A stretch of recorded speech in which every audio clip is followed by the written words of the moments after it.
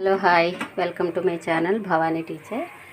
ఇప్పుడు మేము ఏం చేస్తున్నామంటే పన్నీర్ కర్రీ చేస్తున్నాం. దానికి కావాల్సిన పేస్ట్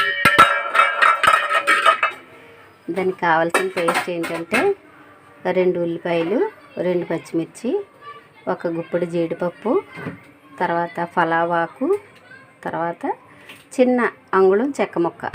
ఇవన్నీ మిక్సీ జార్లో వేసి ఇలాగా పేస్ట్ చేసి పెట్టాము. తర్వాత పన్నీర్ ముక్కలు ఇలా కట్ చేసి పెట్టాం అన్నమాట. ఓకేనా, ఇప్పుడు ప్రాసెస్లోకి వెళదాం. స్టవ్ మీద ఆయిల్ పెట్టుకుని ఆయిల్లో మనం ఏం చేద్దామంటే ఫస్ట్ పన్నీర్ వేయించుకుందాం. ఫస్ట్ కొంచెం ఆయిల్, 1 క్యూబు బటర్ వేసాం అన్నమాట.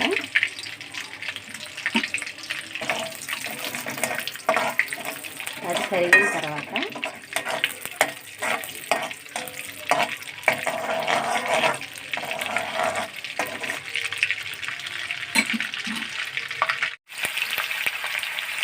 ఇవి పన్నీర్ ముక్కలు వేసుకుంటున్నాం అన్నమాట.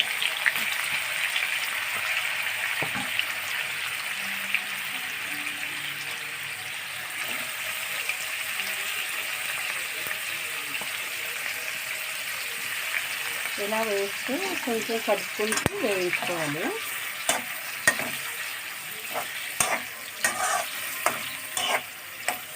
ఒక రవ్వ వేగిన తర్వాత మనం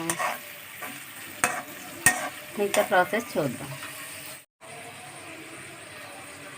పన్నీర్ వేయించేటప్పుడు కొంచెం మీడియంలో పెట్టుకుంటే ఫ్లేమ్ బాగుంటుంది అన్నమాట. ఇలాగా కొంచెం దోరగా వచ్చేలాగా వేయించుకుందాం.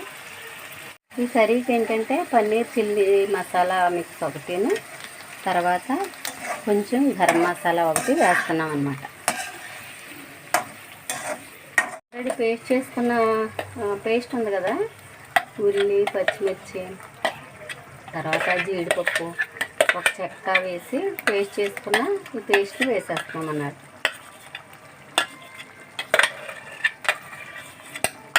బాగా వేగిన పన్నీర్లో ఈ పేస్ట్ వేసేస్తున్నాం.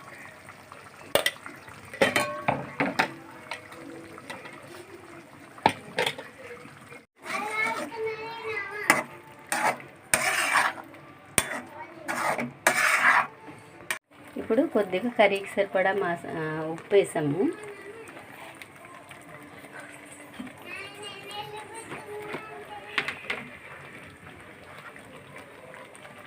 కొంచెం పసుపు,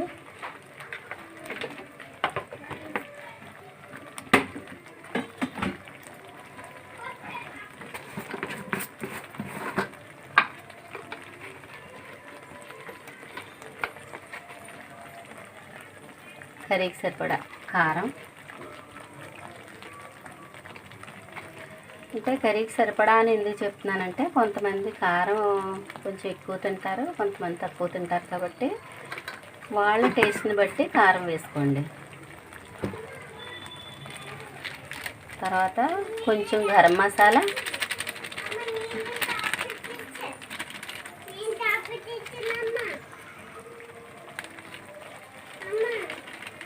కొంచెం పన్నీర్ మిక్స్.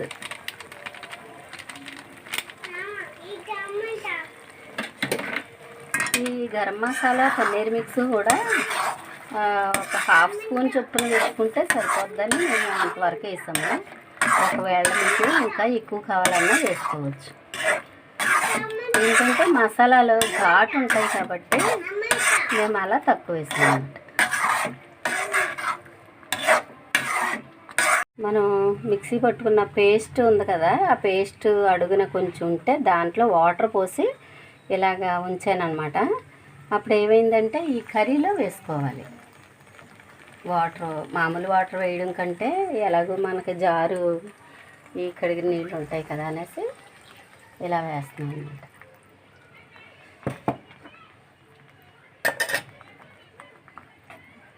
వాటర్ వేసి కొంచెం కలిపి ఒక 2 నిమిషాలు ఉడికిద్దాం. అంటే గ్రేవీ చిక్కపడే వరకు ఫ్లేమ్ మీడియంలో పెట్టి ఉడికించుకుందాం. ఇది రైస్లోకి, చపాతీలోకి, తర్వాత పుల్కాలు అన్నిటిలో కూడా చాలా బాగుంటుంది. మీరు కూడా ట్రై చేయండి. ఇప్పుడు మనం మూత పెట్టుకొని ఉడికించుకుందాం. కర్రీ దగ్గరికి వచ్చే వరకు ఉడికించుకుందాం. ఓకే, చివరిగా కర్రీ ఇలా రెడీ అయింది. ఇది బగారా రైసు, పలావు, తర్వాత చపాతీ అన్నిటిలోకి కూడా, పరాటా అన్నిటిలోకి చాలా బాగుంటుంది. మీరు కూడా చేసుకొని తిని హ్యాపీగా ఉండండి. ఓకేనా, బాయ్.